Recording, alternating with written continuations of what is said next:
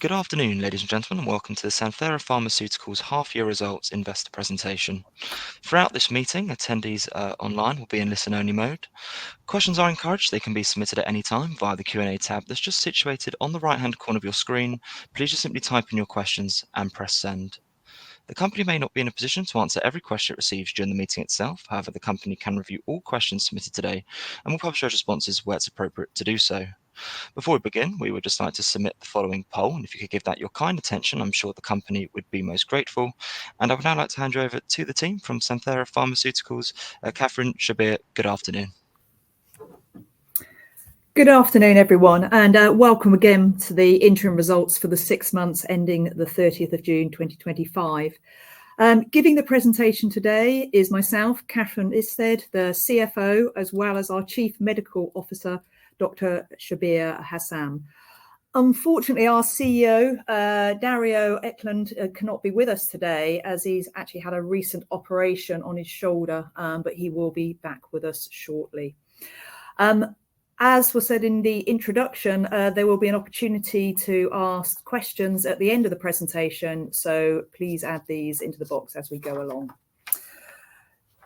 To start with, as always, we have the disclaimer. Please feel free to read this at your leisure. While I appreciate this is a results call, we thought it's worthwhile spending a bit of time going through who SANTHERA is and what we do, and also a reminder about the DMD market. So I will start off with this small snapshot of the company. So we are a Swiss listed company, listed on SIX, with our global headquarters in Basel, with about 110 employees, in total about 150 including contractors. We have a product called AGAMREE. This is a differentiated product in the Duchenne muscular dystrophy market, and it is unique because it is a dissociative corticosteroid, and we'll come into that in more details later. AGAMREE is being rolled out worldwide, and we have approvals across the US, Europe, UK, China, and Hong Kong. And our own commercialization in Western Europe is going well, with launches in Germany, Austria, and the UK.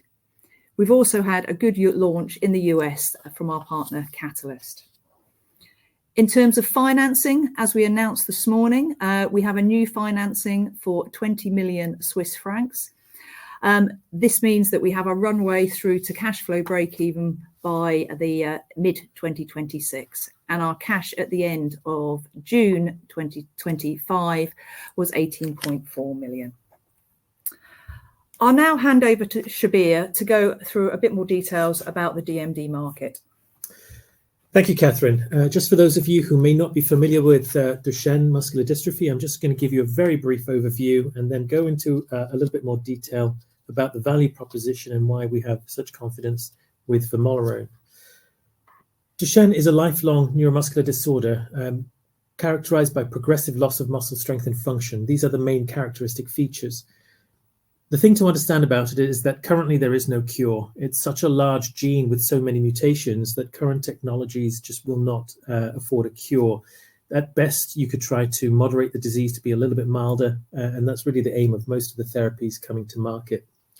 Age of onset is very young, 3 to 5 years of age. Children often start to present symptoms of weakness and inability to walk and run and keep up with their peers. And what this means is that they actually present very early to physicians and to the healthcare system. Unfortunately, life expectancy is only limited to the mid-20 to 30 years of age. You get a progressive weakness with the loss of ambulation, no ability to run, walk. You end up in a wheelchair. You get weakening of the upper limbs. But really what's more important to understand is as the disease continues, you get weakness of the heart and lung muscles, leading to cardiac or respiratory failure, which is the predominant cause of death. Next slide. Current therapies today. Let me talk a little bit about corticosteroids. Corticosteroids have been and will remain the cornerstone of treatment with Duchenne muscular dystrophy. They have 20 years of experience and data behind them, a robust data set, perhaps the most robust data set of all therapies at market in the moment. They have been shown to delay progression of disease at all stages. So the ability to run, walk, they delay the time to getting into a wheelchair, they delay the loss of ability to use the upper limb, hands, fingers, fine motor skills, but they also now show an impact in terms of a delay to cardiac function decline and respiratory function decline. So they have shown robustly this ability to slow down the disease progression at all stages, and that's why it's absolutely crucial to try to encourage patients to stay on drug as long as possible. However, corticosteroids do have limitations. We know that they are relatively toxic. We know from experience across all diseases, all therapy areas where they're used, that these can be limiting in terms of the ability to maintain a high dose and to be able to stay on drug. The challenge with Duchenne, you're diagnosed at the age of 3 to 5, but you're often started treatment about 7 to 8 years.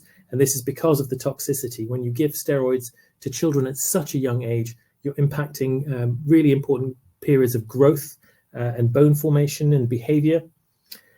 Children aren't able to stay on therapeutic doses for long enough, often having to down titrate within about 2 to 3, 4 years of treatment, and then having to stop very soon before you start to see the benefit on the cardiac and respiratory function, which are the really important ones to try to moderate.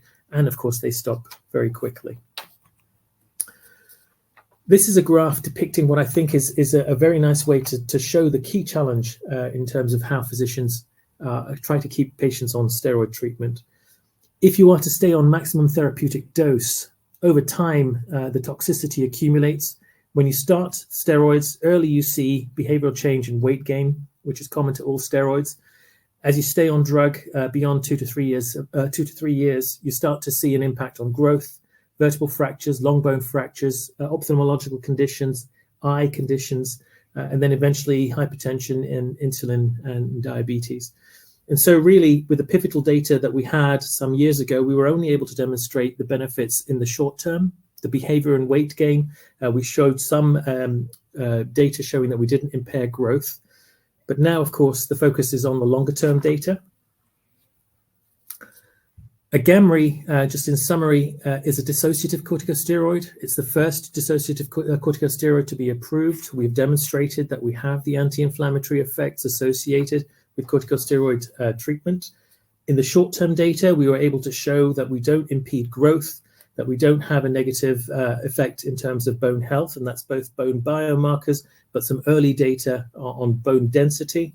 We showed a benefit in behavior.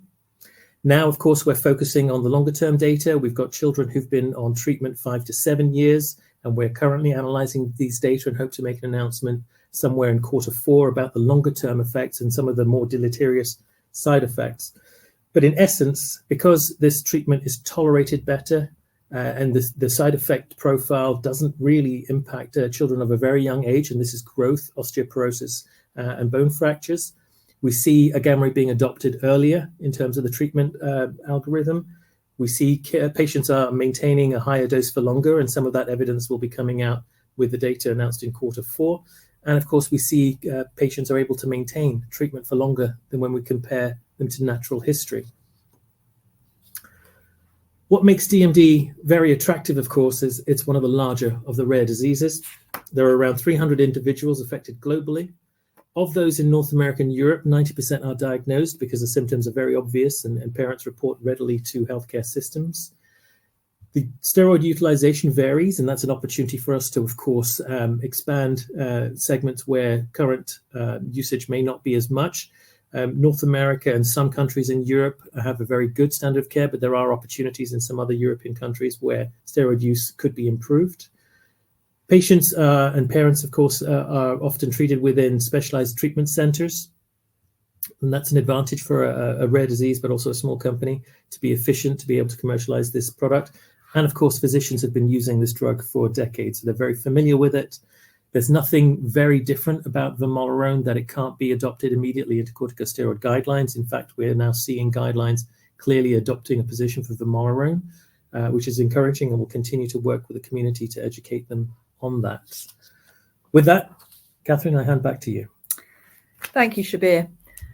So I also just want to go through the market opportunity for Agamree. I think in this slide, it shows it very clearly in terms of our expectations of a total market size of an excess of $600 million. If we break that down, the first box highlights our percentage of that market. So we have potentially there's 13,000 patients, DMD patients, and we expect that market to be in excess of 150 million euros. As a reminder, these are all our own sales. So this is 100% of net sales that we report on our financial statements. Moving on to Catalyst. In that market, we're expecting an excess of $350 million market size. Obviously, Catalyst is doing very well. And in China, we have Sperogenix. And the market size there we expect in excess of $100 million. For both Catalyst and Sperogenix, the way we get paid is through upfront payments on signing these agreements, as well as milestone payments as we reach certain milestones, as well as royalty income. Moving to the next bucket of revenues, this is for what we call the rest of the world. So this is our distributor market. And here we have the likes of Genesis and also the new agreements that we have signed over the course of the summer. For the rest of the world sales, we have what we call a sort of a distribution agreement, of which we book about 60% of net sales. So now moving on to the results itself. So these are the operational highlights. So I start with Germany and Austria. We see there a very strong growth. We're pleased to announce that approximately 40% of steroid-using DMD patients in Germany and Austria are now treated with Agamree. Obviously, the last time we spoke about this, this was 30%. Also, if we look at Austria in its own right, it's the first country to have in excess of 50% market share. I think this really shows what a difference Agamree can make to DMD patients in these markets. Moving on to other EU markets, we are very pleased to announce that we had the launch in the UK in the second quarter of this year, and we're seeing growing demand. We've just started a home delivery program that was commenced only last month. The idea here to be able to streamline access and reduce admin burden in the NHS, which is causing issues within the NHS. We are already seeing a strong uptake of that, and we expect that to be reflected in sales as we go through the rest of the year. Other launches across Europe are expected in Q4 and into 2026, and we'll talk about that on a following slide. Going to the US, our partner Catalyst continues to perform very well. Their reported H1 2025 sales were $49.4 million US dollars. As a reminder, they've guided for the full year of $100 to $110 million. So you can see they are very much on track to meet their guidance. What is important here for us is that when they have in a calendar year greater than $100 million, this will trigger a $12.5 million milestone payment to Santhera. At the current rate, we are expecting that to be triggered during 2025, but I will note that in terms of cash flow, that will be received in early 2026. Moving on to Sperogenix. Again, some really positive movement. Previously, they had an early access program ongoing during 2025, but as of September, they've now commenced their non-reimbursed commercial rollout. So what we mean by this is the private payer market in China. We're delighted that in excess of 250 patients have already started taking Agamree in China. And if you think about that, that is actually around about 50% of the size of Germany and Austria combined. Due to the increased demands for products in China, both in 2025 and 2026, we are having to increase inventory, and that is part of the reason for our raise today. If we look at other rollouts in other territories, the summer has been incredibly busy for the team. We signed agreements in 3 different areas for 5 Gulf Cooperation Council countries, as well as India and Turkey. The team remains actively engaged with other geographical expansion partners, and we look forward to announcing those during the rest of the year and into next year. Additionally, there has been changes at the exec and board level. I joined Santhera as CFO in February of this year, and we're delighted that Dr. Melanie Rowley joined Santhera board in May at the AGM. So going into a bit more detail around Germany and Austria. As I mentioned, in Germany and Austria, approximately 40% of patients or steroid-using DMD patients have now been treated with AGAMREE. We'd previously talked about the fact that this was with newly diagnosed patients aged 4 and 5 years old, as well as switchers in the 6 to 12 range. What we're now seeing is an increasing number of older DMD patients either start or restart corticosteroids with AGAMREE. So this is really growing the market. We now have between 450 and 500 patients that have started on AGAMREE, and delighted to see that growth. As I've already mentioned, Austria is the first country to have in excess of 50% of steroid-using DMD patients now on AGAMREE, and we look to hopefully replicate this across other countries as we roll out. The reason why we're particularly pleased with Germany and Austria is that there was no clinical trial sites or experience in either of these countries. So I think it really shows the benefit that the product is having to patients. I think any company seeing a 40% market share within about 18 months of launch would be pleased.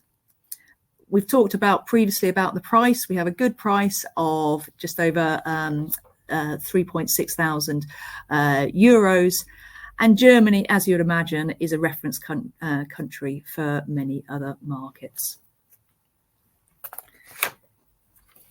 If I now go through to the rest of Europe, we've obviously discussed the top two lines on this chart in terms of Germany and Austria. In the UK, I mentioned that previously, that we had the launch in Q2, and we're now moving ahead with our delivery service, which I think is really helping to boost sales there. We look forward to the second half of the year as that continues to grow. Moving on to other countries, in Spain, we have an October CHF.IMC meeting. Assuming that is positive, we'll then expect a rollout to commence across the regions and the hospital formularies to begin late Q4. For the Nordics, we have the team fully in place. Obviously, with the different countries, we have different dates for commencement of sales. We're expecting those in Q4 and then following through into Q1. Finally, I'll mention Italy. We're expecting there an approval as of late Q1, having decided that we will add the Guardian data to the reimbursement dossier for Italy. If there's other questions around other markets, then please feel free to ask us in the Q&A. So to move to the US, as I highlighted, the AGAMREE grew to just under $50 million worth of sales in the first half, and that Catalyst has maintained their guidance of total sales of 100 to 110 million for the full year. And then moving on to China, with the early access program that started in June 2024, we're delighted with their commercial rollout. This is in the non-reimbursed market that started only literally a few weeks ago. I mentioned this briefly earlier, but I think it is very impressive to see that they already have more than 250 DMD patients treated to date.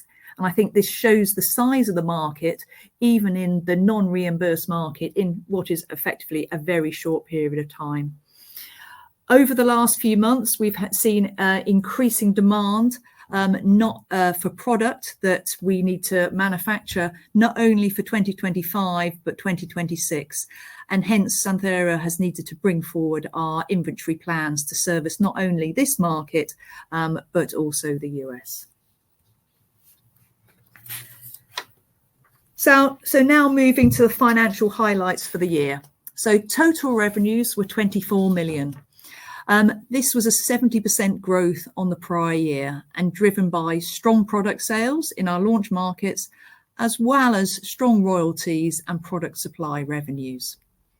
If we look at product revenues in their own right, that was 11.6 million Swiss francs. And we have seen an increase there of 76%. This is obviously primarily driven by Germany and Austria, but also with the first contributions from the UK post the launch in April 2025. If we combine the total sales from our US and Chinese partners, so this is relating to royalties, milestones, and product supply, our total revenues from those two partners was 12.4 million. Again, a very big increase over the 7.6 million that we saw in the prior year, and we're expecting that to continue to grow strongly as we go into the second half of the year. Global sales, so this is from all of our partners and our own sales, at the end of Q2 was in excess of $100 million. I think this is a great achievement that over 4 quarters this has been achieved. This was achieved ahead of our expectations, again showing the strength of sales from ours and our partners' markets. The one thing that comes with success is the fact that we have actually now triggered a 20 million milestone payment to the originator, ReveraGen, and this is seen in the cost of sales line. Moving on to operating expenses. It is very important to me as the CFO that we manage these and keep the costs in control. Operating expenses were 27.3 million for the first half of the year. If we exclude share-based payments, that reduces it down to 25 million. And if you remember previously, my guidance for the full year was 50 to 55 million Swiss francs. So you can see we are very much on track to keep our costs in control, despite the fact that we are seeing some very good revenue growth. Our operating loss was 35.4 million Swiss francs. If you exclude the milestone of 25 million that I mentioned earlier, it was very similar to last year, although actually, in fact, the loss was slightly reduced. As we'll talk about in a minute, we had a financing that was announced this morning where we secured 20 million Swiss francs. This was a combination of a royalty agreement for $13 million and a 10 million convertible bond. As I said, we'll come on to that more over the next slides. And finally, cash and cash equivalents at the 30th of June was 18.4 million. So to go into the financing in more detail, and I think, what is the key thing here is really as a reminder of why we've done this. This is for additional growth capital. The key reason for this is we've seen increased product demand from our partners, especially Catalyst and Spirogenics, over 2025 and also into 2026. It is really important to us that we're able to service the product that they need to be able to continue on their strong sales and launches. We obviously saw the strong launch of Catalyst, or the strong sales of Catalyst in the first half, and we've already seen the success that Spirogenics has had in their non-reimbursed commercial launch. This demand from our partners has meant that we have actually brought forward our inventory plans, hence the requirement for additional working capital. It is very important, as I said, that we help support the acceleration of these global launches. So going into the details, for Highbridge and CBC or Arbridge, these are our existing financing partners, and we have extended our agreements with both of them. So for Highbridge, we have an additional 10 million Swiss francs convertible bond. This is added to the existing 7 million convertible bond that is exchanging at parity. The price of this bond will be priced at a 10% premium to the closing price as of today, and it will have a 3-year maturity. We have also issued approximately 110,000 shares to Highbridge. This is in consideration for increased flexibility in relation to their 35 million Swiss franc term loan that we signed last year. In relation to our royalty monetization agreement with Arbridge, you may previously remember that we had an agreement with them for 75% of the net royalties. And last year we received $30 million with a potential to receive up to 8 million more for these royalties. We've now extended that to the remaining 25% of net royalties and have received $13 million US dollars for that. On terms, I will say, that are slightly better than we did last year. To note on both of these agreements are capped, and the full royalty stream will return to Santhera once the cap has been met. And also Santhera returns certain rights to buy back the royalty stream. I'll also remind you that the milestones that we receive from Catalyst and Spirogenics are excluded from this agreement and will continue to be fully received by Santhera. I now move on to the financial guidance. I'm delighted to say that we've been able to increase our revenue guidance for this year. You may remember previously that we talked about full year revenues in excess of 65 to 70 million Swiss francs. That was our previous guidance. We've now said that we're expecting in excess of that level for the full year 2025. For 2028, we maintain our guidance of 150 million euros. This is for revenues from direct and partner markets, including our royalty income from North America and China. It does exclude any milestone payments received from partners. Looking to our 2030 guidance, again, we maintain that guidance that in direct markets, so that is our own markets, we expect in excess of 150 million euros of sales in 2030. And finally, I think it's very important to reiterate our guidance on operating expenses, that on 2025 and on a going forward constant portfolio basis, we expect this in the range of 50 to 55 million Swiss francs, excluding non-cash share compensation.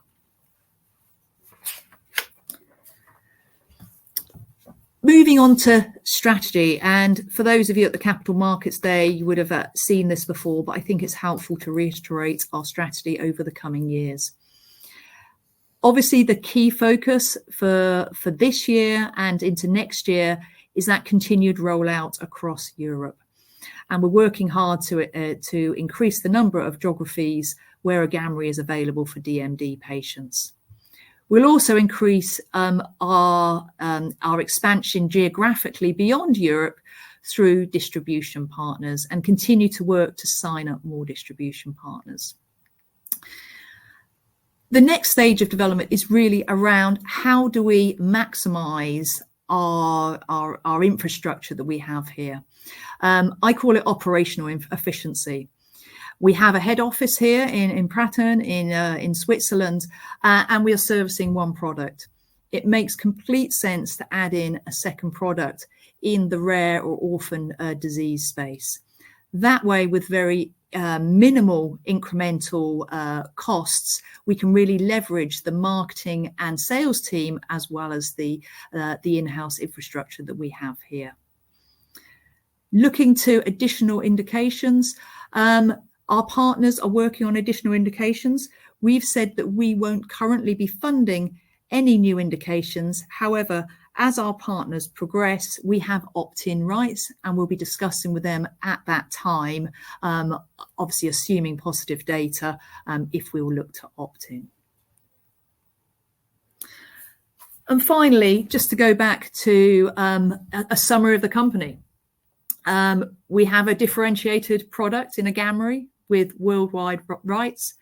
I hope you can see today we have a clear growth strategy, and we had strong growth in the first half of the year. We've got a strong and growing partner network, again, as evidenced by our new distribution agreements, as well as progress with our licensing partners. It's important that we remain nimble, and with this being able to be nimble, we're able to move and react to opportunities.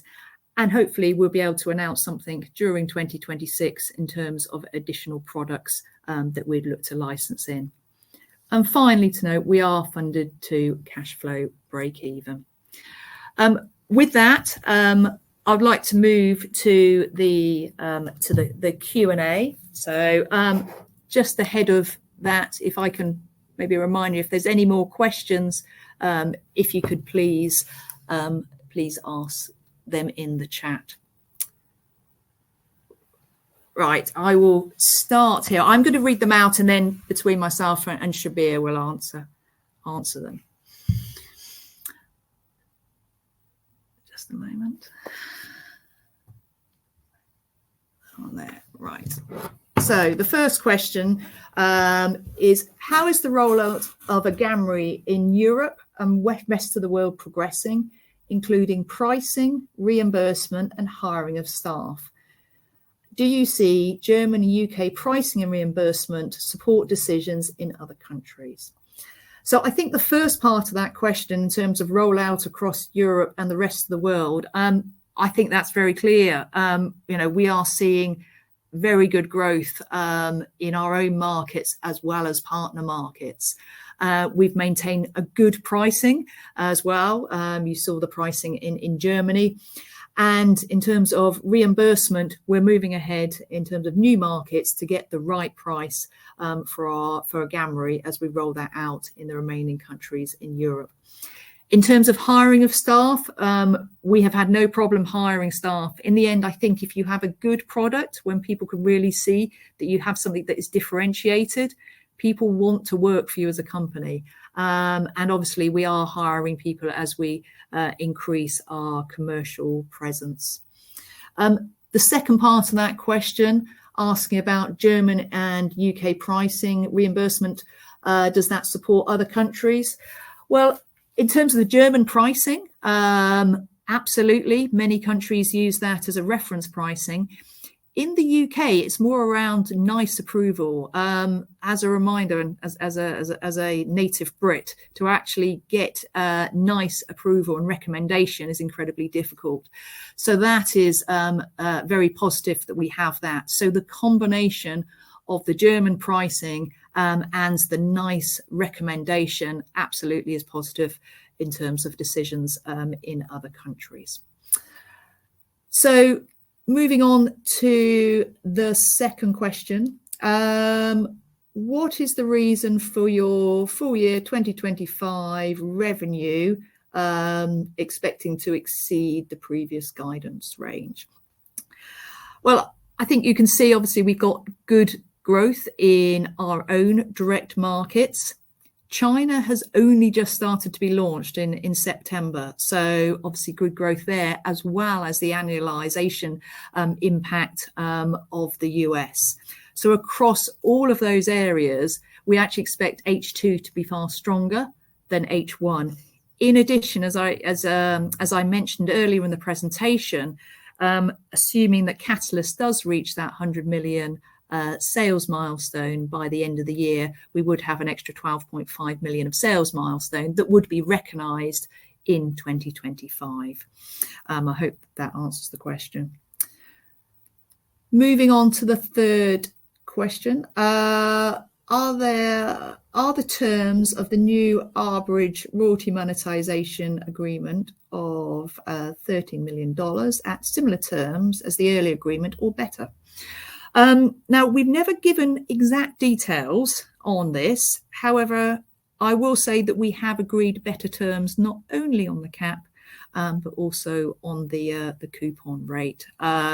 We've had long discussions around this, but I think considering the strength in both those markets and the reduction in risk, it was only right that we should have a lower cap and a lower coupon rate. So I'm pleased to say that that was negotiated into that discussion. Moving on to the next question. This is probably one more for Shabir. It says, although it is still early days, do you see evidence of AGAMREE to allow patients to stay on time, on dose, and on treatment, addressing the limitations of standard corticosteroids?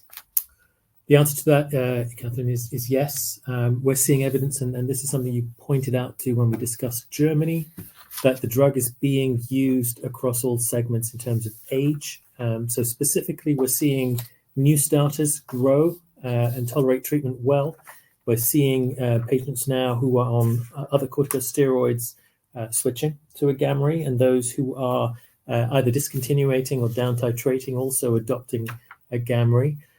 We've been following patients up, and we'll be announcing data from our long-term follow-up study in Q4, but we are seeing a majority of patients tolerating drug at a higher dose for longer than we see in terms of natural history. Thank you, Shabir. So the next question is regarding China. It said, when do you expect first sales in China? Does this trigger a milestone payment from Spirogenics? And what has increased the forecasted demand in China for 25 and 26? So absolutely, we had actually sales in the first half of the year. We have EAP sales. In addition, we now have sales in the second half of the year in relation to their commercial non-reimbursed rollout. We have obviously the royalty component of their sales, but also importantly, we have the product sales, as in bottle sales, that go to China as well. So we have a double impact of the benefit from a strong Chinese market. The Chinese market, I think we've already seen, as I mentioned, with in excess of 250 patients already on AGAMREE. They have only just launched. That's already half the size of Germany and Austria in such a short period of time. I think that really shows the potential of the product in China. And our partner is very confident about forecasts, and we have binding forecasts with them out a number of months, and those have increased. And that is a key reason for the increased need for inventory to provide to the Chinese market. Moving on to the next question. This is another one for Shabir. On positive POC trial results for AGAMREE in Becker's, how long would it take to gain market approval for this indication, and how significant is the market potential? I don't know how much you can say, but that's the question's been asked. Thank you for the question. It's a little too early to say. We haven't seen the data yet. I'm awaiting that imminently. I think depending on what we see in the data, there were some thoughts in terms of regulatory strategy, whether it would be an accelerated submission or not. So that depends really on the data. Becker's is obviously an attractive market. It's the same call point or touch point. It's the same physicians that treat Duchenne in the neuromuscular centers for those who are at different age ranges. And the market size is somewhat similar. I can't make any comments really until I see the data, and then of course we'll provide our view. Okay. Moving on to the next question. That is, how is the manufacturing expansion progressing? We're actually put this slide deck up onto our website, and one of the slides in the appendix actually talks about manufacturing capacity expansion. We are delighted to say that our second site is running ahead of, I think, the previous guidance that we gave. And we are now expecting that to be able to deliver first supplies of product in the fourth quarter of this year. It's important to us because this does bring down our cost of goods, and also it gives that certainty of supply. When you are single sourced, there is obviously always a higher risk level. So to be dual sourced, I think, is very important. But also because of the size of the manufacturing site and the size of the batches, this also increases or improves our cost of goods. So delighted to say that is progressing well. The next question I think I've covered off. It's another question asking about total revenues for 2025 exceeding previous guidance. Can you give a bit more detail on how you expect this from different sources? I think I ran through that earlier in terms of the increased direct markets, obviously the positive impact that we would expect from the milestone, but additionally continued strong royalty income, as well as direct product sales to the US and to China. Going to the next question, you said you have announced quite a few additional distribution agreements: Turkey, Gulf countries, and India. Could you maybe comment high level on the financing terms and the market potential you see in these respective markets? And then maybe also could you share what you consider to be remaining key markets to partner and where you stand on these discussions? So in terms of the high level, in terms of the financials, and I think this is quite an important point because there has been some misunderstanding on this front. We book approximately 60% of the net sales from these countries. So those are booked to our top line, and that is the commercial agreements that we have. So some are a fraction more, some are a fraction less. Sometimes we get a small upfront payment, as we had over the summer. So those are the financial terms. I think if you look at any individual country, the incremental benefit to the top line is not going to be the same as one of the major European countries. But if you continue adding all of those up, then those are very meaningful. We certainly are looking to expand to other countries. And again, actually in the appendix to the slides that will be available later, we list some of the other countries that we are looking at. This includes the likes of looking into Latin America, Russia, Australia, New Zealand, as well as South Korea. So if you're looking at key countries that we're looking at as the next phase, those are highlighted in the appendix to the deck. I think that answers that question. The next one. Can you please compare the UK launch to the launch in Germany and Austria, where you achieved 30% market share in the year one of launch? Are you seeing any reasons why your market share in the UK or other key markets should be different? We've obviously had the summer months over the UK. We also have we have needed to get in place the delivery program to actually help with logistics. We are seeing good sales in the UK, and they continue to grow strongly. Even in September, we've actually got some very strong growth there, particularly since the start of the delivery agreements being started to be rolled out. At present, we won't discuss market share, but we said we are pleased with how that launch is going. Let me just go to see if there's any. Those are some of the questions that have come in. Let me have a look to see if I can see if there's any more here. There is, yeah. So other questions. When you secured the financing agreement in August last year, you expected it to extend the cash runway to anticipated cash flow break even. Now today you secured an extra 20 million in new capital. Could you help us understand what has changed the underlying conditions to make this additional capital necessary beyond the increased inventory needs related to this? And when do you expect local manufacturing supply to be up and running in the US and China? So two very different questions. So let's answer the first one to start with. So certainly last year, we hadn't expected the large increase in inventory.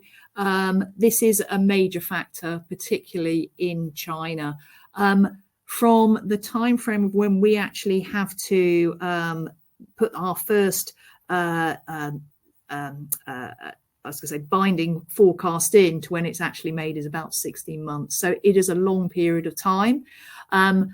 we do have to, and it takes quite a while to actually produce the product as well. So we do have to carry higher levels of inventory.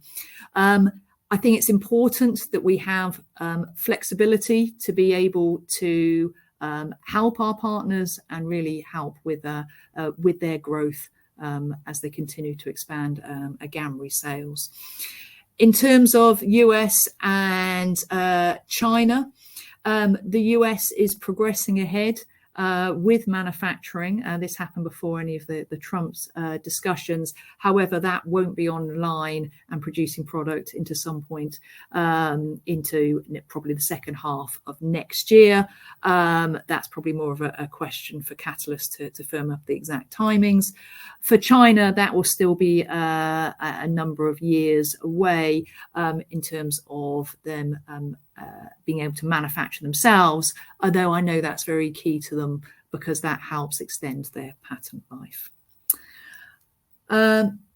Another question, this is probably more for Shabir. Can you elaborate further on the Guardian study? What kind of endpoints will you report?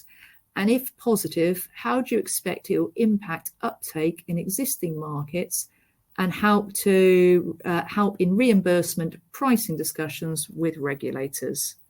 Thank you. So let me just remind you of what the Guardian study is. As you'll know, we've had children who've been on various programs, various studies in the development program, phase 2A, phase 2B studies. Those children then went into expanded access programs. And what we've done is for a subset of these patients, we've actually rolled them into a formal long-term extension study, the Guardian study. So we have 40 to 41 children anticipated in the study. They've been on drug 5 to 7 years. I think this is a very important study.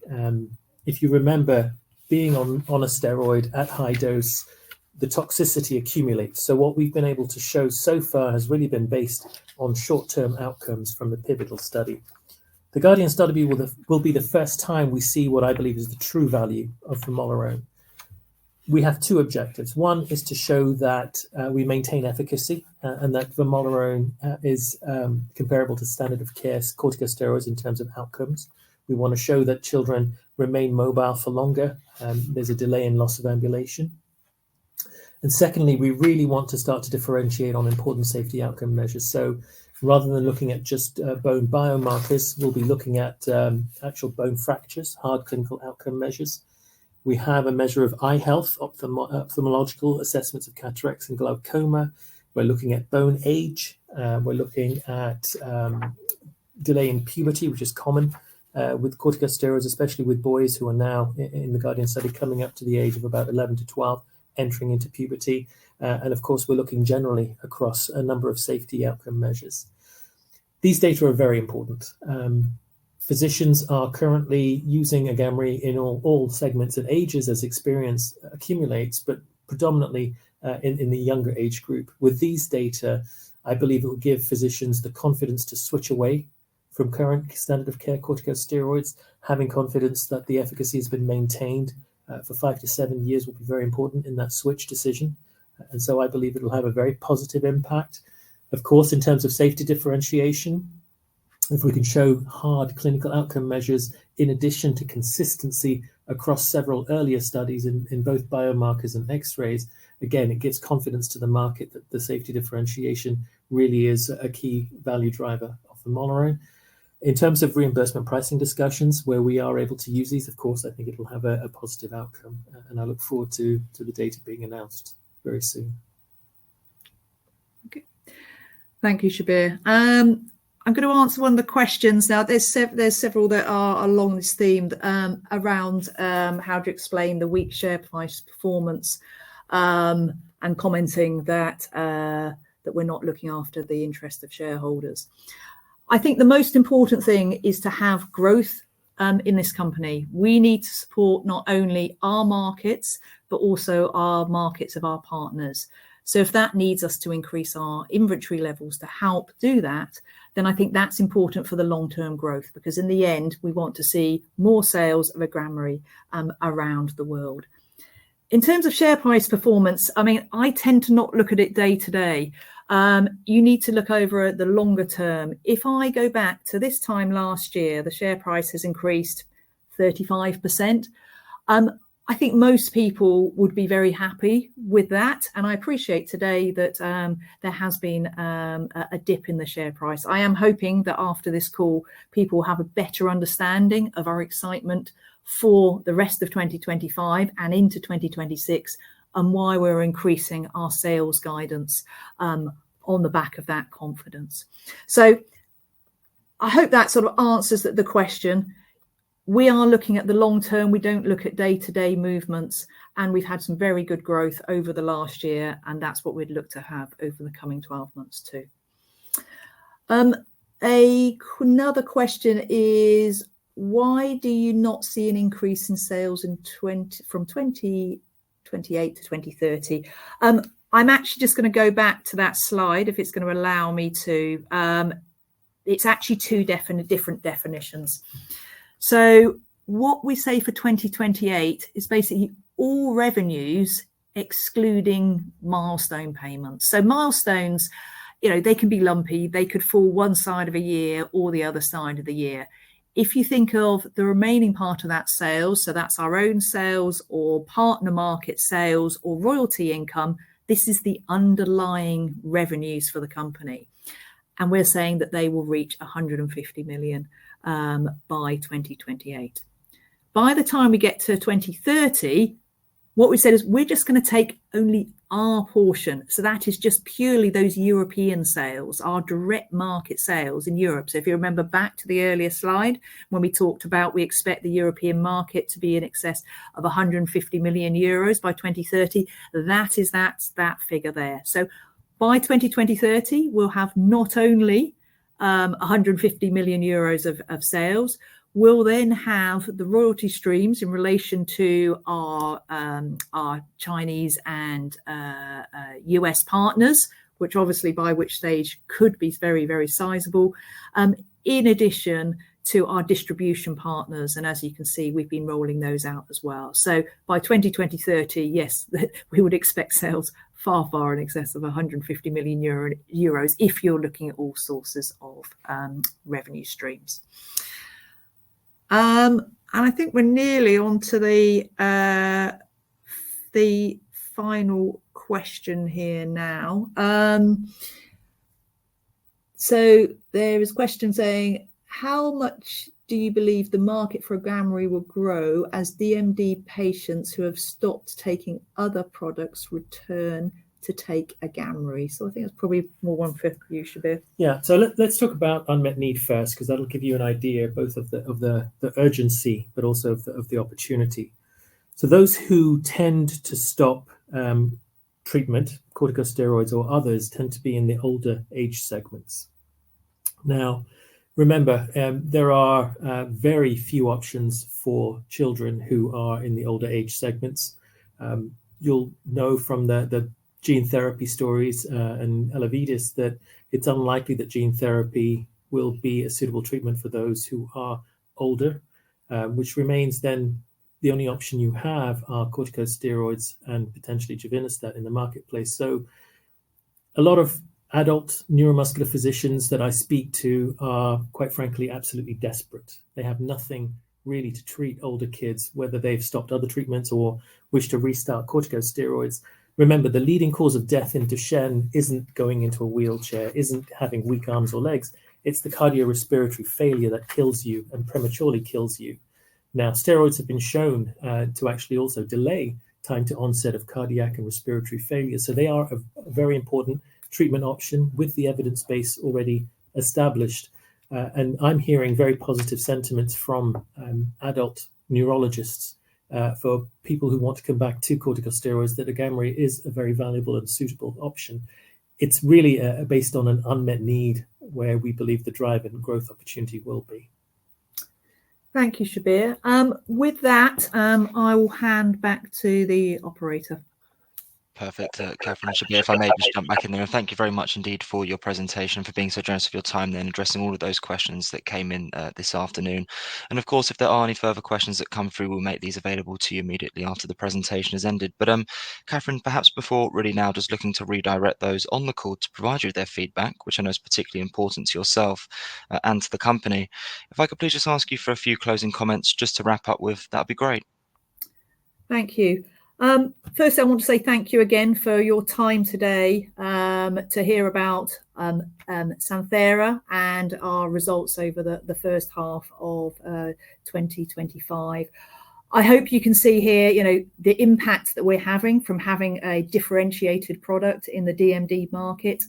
I hope it's clear you can see about our growth strategy and how we are executing on that, and also how with our strong partners we're continuing to grow AGAMREE sales globally. So with that, I'd like to thank all my colleagues for their efforts over the last 6 months, and thank you again for your time and listening today. Perfect, Catherine, that's great. And thank you once again for updating investors this afternoon. Could I please ask investors not to close this session, as you'll now be automatically redirected for the opportunity to provide your feedback in order the management team can really better understand your views and expectations. This will only take a few moments to complete, but I'm sure will be greatly valued by the company. On behalf of the management team of Santhera Pharmaceuticals, we would like to thank you for attending today's presentation. That now concludes today's session, so good afternoon to you all.